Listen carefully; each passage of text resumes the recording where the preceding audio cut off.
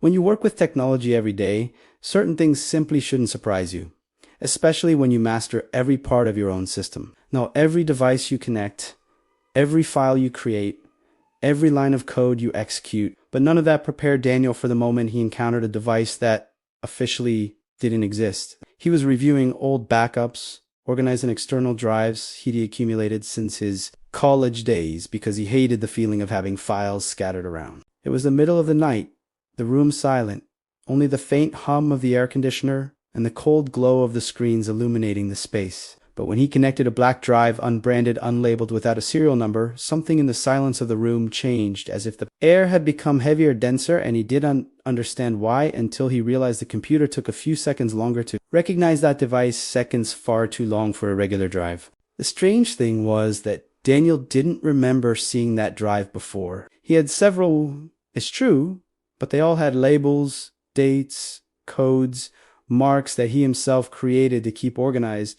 This one was completely anonymous. When it finally appeared in the system, it had no name, only local drive X, as if it had been erased or hidden. And even before he opened it, one detail caught his attention. The total storage size didn't make sense. The system showed a capacity of 512 gigabytes, but the physical drive was clearly smaller, thinner, and lighter than models of that type. And yet, it appeared almost completely full, as if someone had put more things there than it theoretically should fit. That was already strange, but what really started to bother him was the fact that the drive had no industrial marking, no number, no texture, nothing but a matte plastic that looked too new. When he opened the drive, he expected to find ordinary folders, old photos, spreadsheets, code from forgotten projects, maybe videos, but there was only one folder, called Do Not Open. A folder with such a direct name that it seemed more like a provocation than a warning. Daniel wasn't the type to back down from curiosity. He always believed that if something is there, there's a reason for it to exist and a reason for it to be discovered. The problem was that when he clicked to open it, the computer froze. The cursor froze. The fan sped up. The screen flickered. The drive emitted a low noise, an irregular hum, as if it were activating something that shouldn't be activated. And Daniel felt an urgent sensation, as if he were going too far, but he didn't stop. When the folder finally opened, there were 5 files, all with names of future dates. They weren't random files, they were specific dates, and the oldest one was the following day. He opened the first file, expecting some kind of system error, but found something completely different. A recording. It seemed to be audio of a conversation, but not just any conversation. It was his voice, talking to someone Daniel didn't recognize, and the most disturbing thing was that this conversation had never happened. Not yet. It was a discussion about a company project, a discussion that, according to the file, would take place at exactly 10:42 a.m. the following day. Every word, every pause, every inflection was there, as if it had already been recorded. Daniel stood motionless, listening to his own voice, saying phrases he had never said. He paused, breathed, tried to understand if this was some kind of elaborate joke, but it didn't make sense. The audio had impossible metadata, internal codes that didn't correspond to any known recording program. It was as if it had been generated by something that shouldn't exist. He opened a second file, and this one messed with his mind even more. It was a set of records describing his behavior over the next 4 days. Times, phrases he would say, choices he would make, even times when he would remain silent. Everything described with frightening precision. These weren't vague predictions. They were detailed transcripts, as if someone had advanced access to his every move, not just his actions, but his thoughts. This became clear when he read a note that said exactly 12:17 p.m. Hesitates for 5 seconds before sending the email, reconsiders the decision, decides not to send. It was as if someone had recorded the future with absolute precision, and if that were real, it meant that nothing he did would be his own choice. Everything would already be predetermined. But Daniel didn't easily believe in impossible things. He tried to analyze the drive like a professional. He checked its origin, tried to access internal logs, opened diagnostic software. However, the drive seemed to resist any attempt at deeper analysis. It had hidden layers that didn't appear in common scans, and every time he tried to access some hidden sector, the machine restarted. Daniel began to consider the possibility that this device wasn't a homemade or industrial drive. It was something different, Something built with technology he had never seen. A device capable of storing data that didn't yet exist. Data that somehow came from an unknown place. Perhaps from an unusual system. Perhaps from someone far beyond his understanding. When he returned to the main folder, he noticed something that hadn't been there before. A new file, created seconds earlier, with the exact time he had tried to access the internal structure. That file contained only one line of text, and that line made his heart race. "You've opened too much." He looked around. The room remained silent, but now it seemed hostile.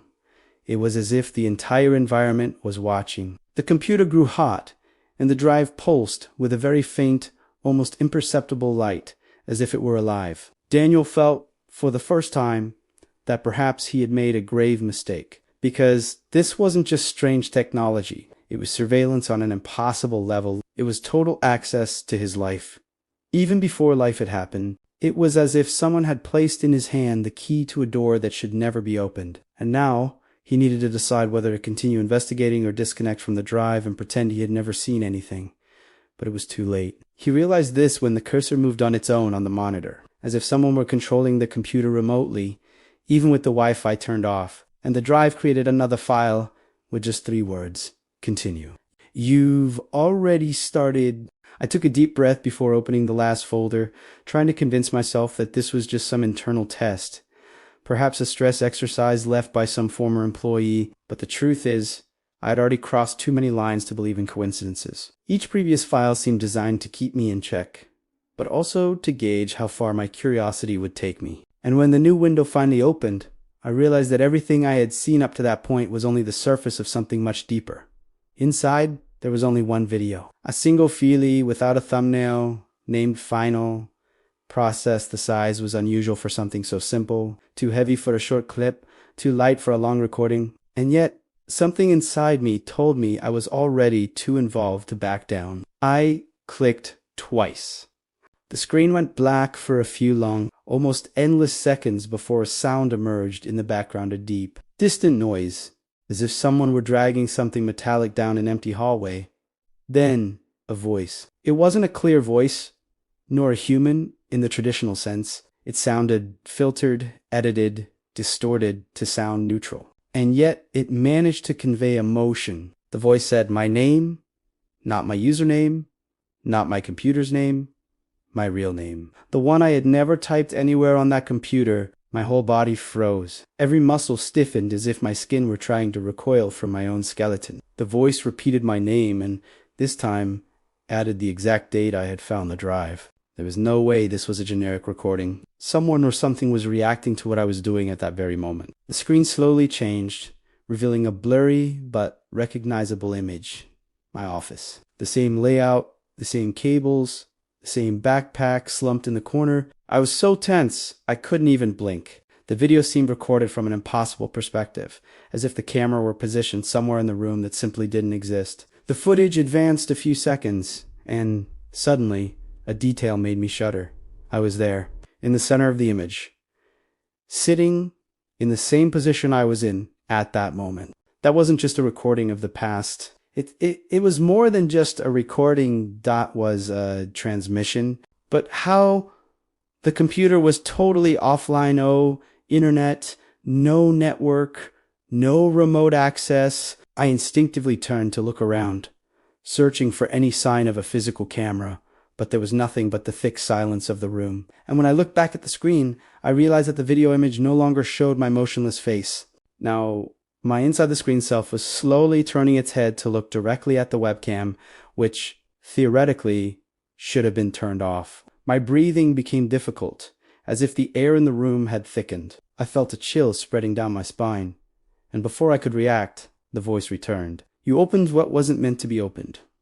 The words echoed with a calculated, almost pedagogical calm. It was as if it were all part of a programmed process that would happen as soon as someone accessed the content. The image within the video began to distort, trembling as if trying to maintain its shape. The face that should have been mine began to stretch, as if being resized by something that didn't understand the limits of a human body. It wasn't gore, it wasn't explicit, but it was profoundly wrong, like a puppet being stretched beyond the elasticity of its strings. I closed the video impulsively, but the file reopened on its own.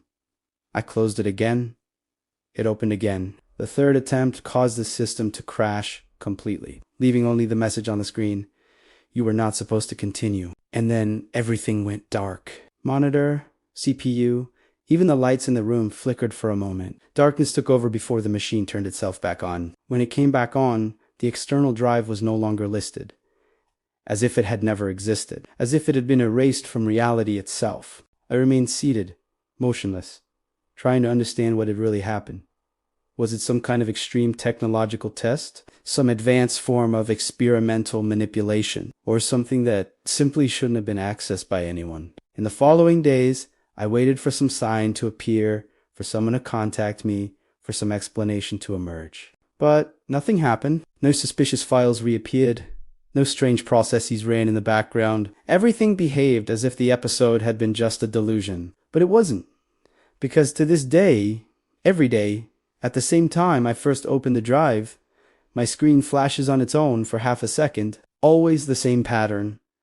Always at the same frequency. As if it were a reminder that it's not over. That perhaps I only started something I can no longer undo. If you've made it this far, comment if you've ever found any strange files on your PC, because I need to know if this has happened to anyone else. Subscribe to the channel to follow along when I finally understand what's behind this. And leave a like to help this story reach more people. This may seem like just another story, but I guarantee some folders should never be opened.